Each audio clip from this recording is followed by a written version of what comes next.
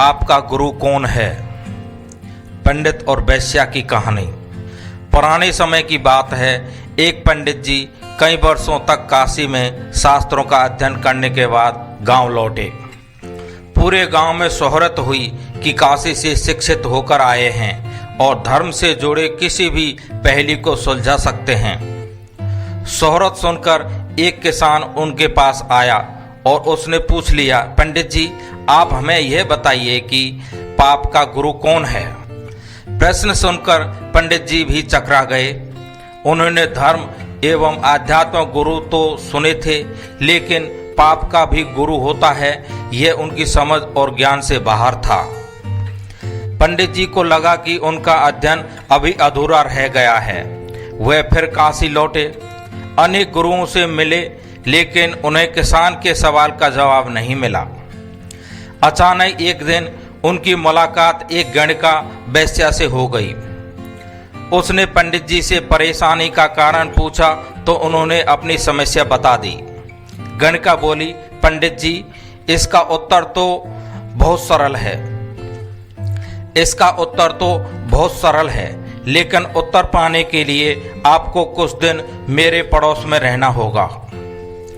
पंडित जी इस ज्ञान के लिए ही तो भटक रहे थे। वह तुरंत तैयार हो गए। गणिका ने अपने पास ही उनके रहने की अलग से व्यवस्था कर दी।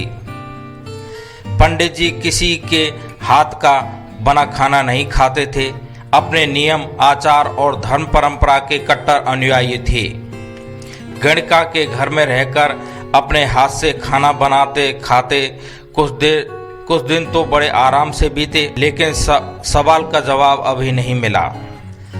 वह उत्तर की प्रतीक्षा में रहे। एक दिन गणिका बोली, पंडित जी, आपको भोजन पकाने में बड़ी तकलीफ होती है। यहाँ देखने वाला तो और कोई है नहीं। आप कहें तो नहा धोकर मैं आपके लिए भोजन तैयार कर दिया करूं। पंडित जी को राजी करने के लिए उसने लालच दिया, यदि आप मुझे इस सेवा का मौका दें तो मैं दक्षिणा में 5 स्वर्ण मुद्राएं भी प्रतिदिन आपको दूंगी। स्वर्ण मुद्रा का नाम सुनकर पंडित जी विचारने लगे।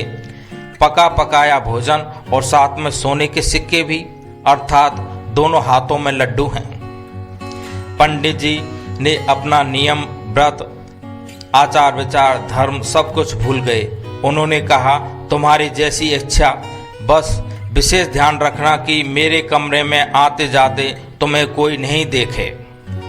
पहले ही दिन कई प्रकार के पकवान बनाकर उसने पंडित जी के सामने परोस दिए। पर ज्यों ही पंडित जी ने खाना चाहा, उसने सामने से परोसी हुई थाली खींच ली। इस पर पंडित जी क्रोधित हो गए और बोले, यह क्या मजाक है? गणिका ने कहा, यह मजाक नहीं है पंडित जी, यह तो आपके प्रश्न का उत्तर है। यहाँ आने से पहले आप भोजन तो दूर किसी के हाथ का पानी भी नहीं पीते थे, मगर स्वर्ण मुद्राओं के लोभ में आपने मेरे हाथ का बना खाना भी स्वीकार कर लिया। यह लोभ ही पाप का गुरु है। मछली आटे के लोभ में आकर अपना गला फंसा देती है। भौरा सुगंधी के लोभ में आकर कभी कभी कमल में बंद होकर अपनी जान से हाथ धो बैठता है। प्रकाश के लोभ में आकर पतंगा भी जान दे बैठता है। दाना चुगने के लोभ में आकर पशु पक्षी जाल में फंस जाते हैं। जब वे पशु पक्षी थोड़े से प्रलोभ में आकर बंधन में पड़ जाते हैं, प्राण दे बैठते हैं, तो हम तो पूर्णतया लोभ कषाय में रंगे हुए हैं। हमारे न जाने क्या दशा होगी। कहानी आपको कैसी लगी कमेंट करें और वीडियो को लाइक और शेयर करें और चैनल को सब्सक्राइब करना न भूलें। धन्यवाद।